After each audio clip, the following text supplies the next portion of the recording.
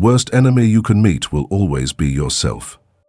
Not the one who lied to you, not the one who broke your heart, not even the one who left. The real betrayal was you, every time you said, "It's okay," when it wasn't.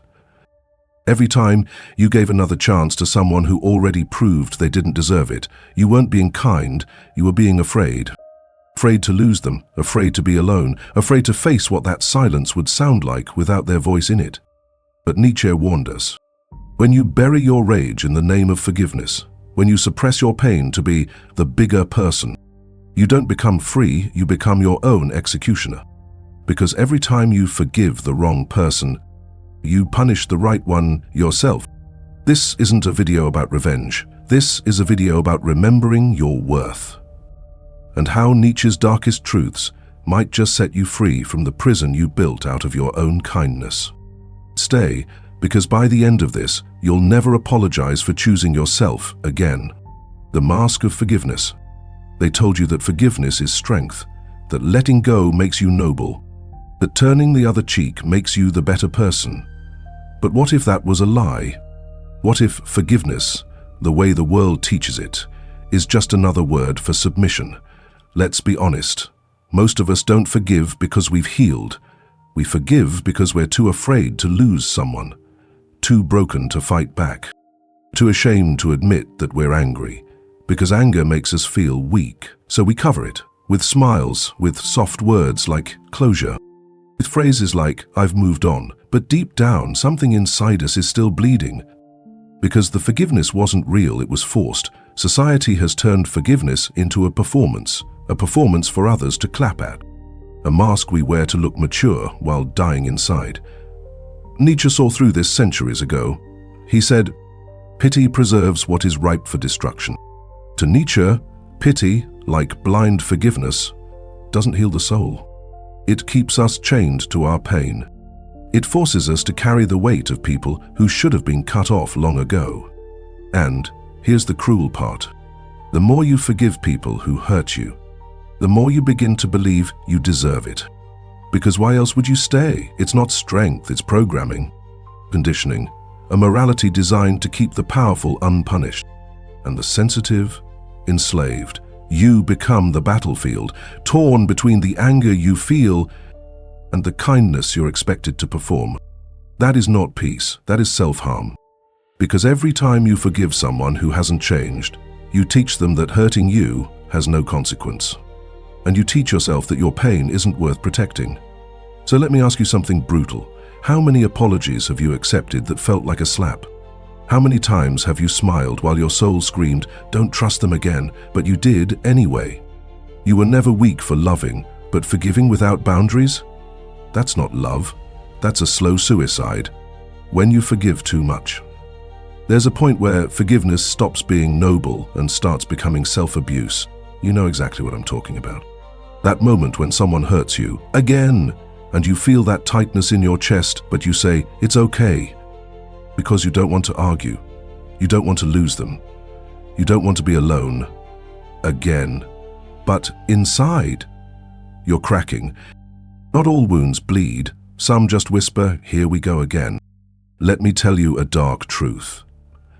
The human brain starts to rewire itself when it's hurt repeatedly, without consequence. It lowers its standards. It forgets what safety feels like. It starts mistaking survival for love. That's why people stay in toxic relationships for years. That's why they forgive cheaters, liars, manipulators, because the pain becomes familiar, and familiarity feels safer than change. But here's something worse. When you forgive too much, people stop respecting you. They stop seeing your boundaries as real, because every time they cross the line and you let it slide, you teach them that your limits are flexible, negotiable, weak. And once they stop respecting your boundaries, they stop respecting you. To them, you become someone they can lie to without consequence, someone who'll always come back, someone who's easier to break than to lose. But Nietzsche warned us, the snake which cannot cast its skin must die. You can't grow while staying in a cycle that kills your spirit. Every time you forgive someone who hasn't earned it, you abandon the part of you that cried for help. You teach your soul that it doesn't matter, that its warnings are just noise, and worst of all, you become your own jailer. You lock yourself inside a prison of silence and shame because you think that's what love is supposed to feel like, but that's not love. That's emotional slavery. You start resenting the people you forgive, but even worse, you start resenting yourself for never leaving. And that's where the real poison sets in. Because now, the war isn't between you and them, it's between you and you. One side still believes in hope, the other side is silently dying in the name of it. And if you don't stop, you'd become everything you tried to heal, from smiling on the outside, dead on the inside. The cost of self-betrayal.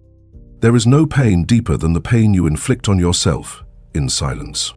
You don't scream, you don't hit back, you just smile, nod, and say, "It's fine."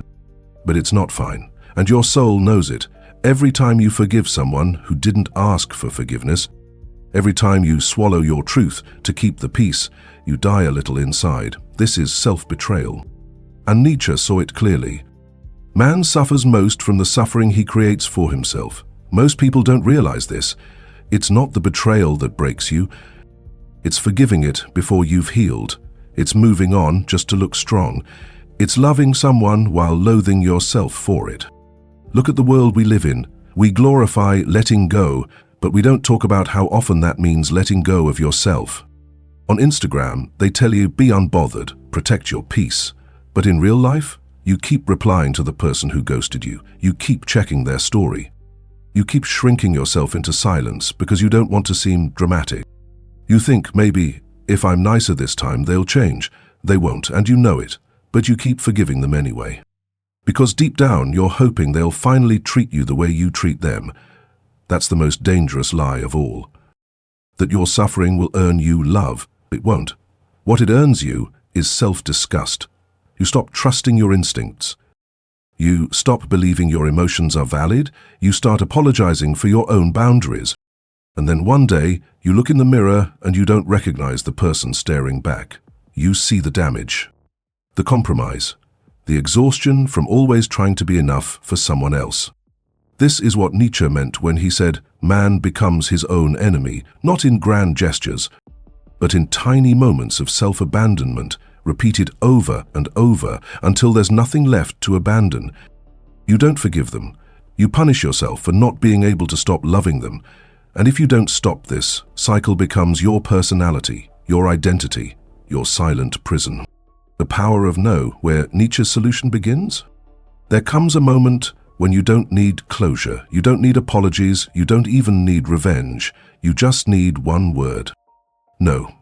Not whispered, not half-hearted, not drenched in guilt, but cold, sharp.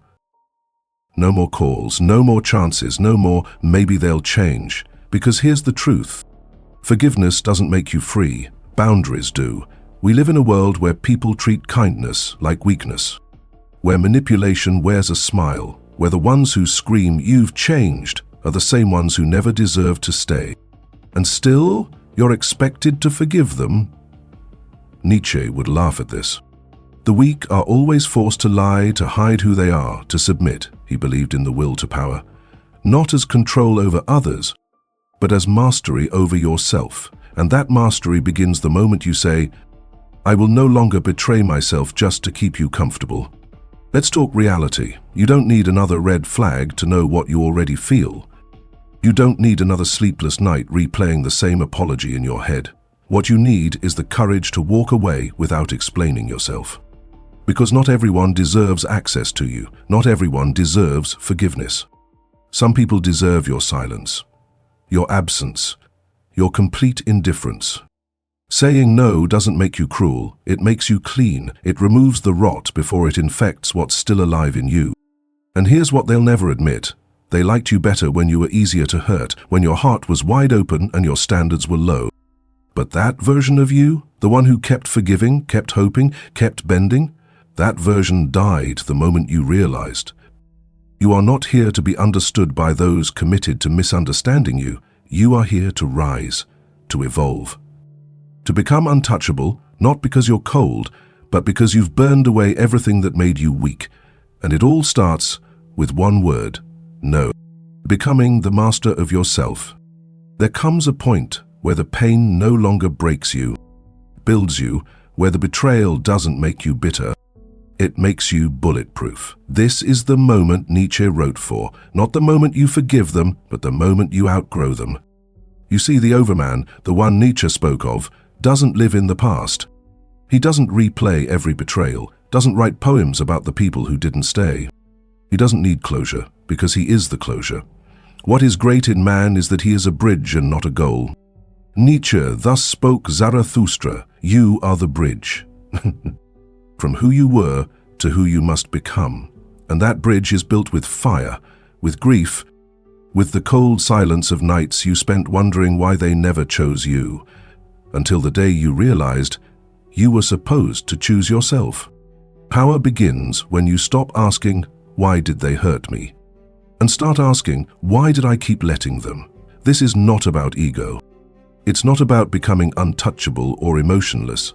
It's about becoming unshakable.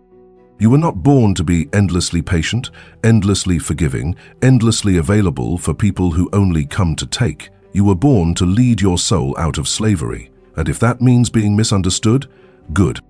If that means being alone for a while, even better. Because silence is not loneliness. Silence is where power sharpens its blade. So let the old version of you die, the one who begged to be chosen, the one who confused suffering with love, the one who called betrayal just a mistake. That version of you was never weak. They were just waiting. It was waiting for you to say, no more. Now, rise. Not as someone healed, but as someone reborn. Because Nietzsche never asked you to forgive the world. He asked you to conquer yourself, and when you do, no one will ever hurt you the same way again. No mercy for the lie. Enough. Stop pretending forgiveness is growth when it's just fear. Stop calling self-destruction love. Stop handing out mercy to people who knew exactly what they were doing when they broke you. This world doesn't reward softness. It feeds on it. The more gentle you are with those who harm you, the more brutal they become. So be bitter, not forever, but long enough to feel the truth.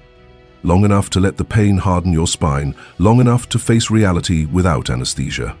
Because you will never become powerful if you keep protecting the people who are weakening you. Nietzsche didn't believe in false virtue, he believed in truth, and sometimes truth tastes like blood. So remember this, you don't owe anyone your peace, especially not the ones who shattered it. You don't heal by forgiving what should never have happened. You heal by rising so far above it they can never touch you again. No more mercy, no more lies, no more betraying yourself just to feel wanted. You were not born to be good, you were born to be free. Subscribe and never apologize for becoming untouchable. Like if this hit something real. Comment your story. When did you realize forgiveness was destroying you? Share this with someone who needs to hear it. Subscribe for more brutal truths. This isn't motivation, this is your awakening.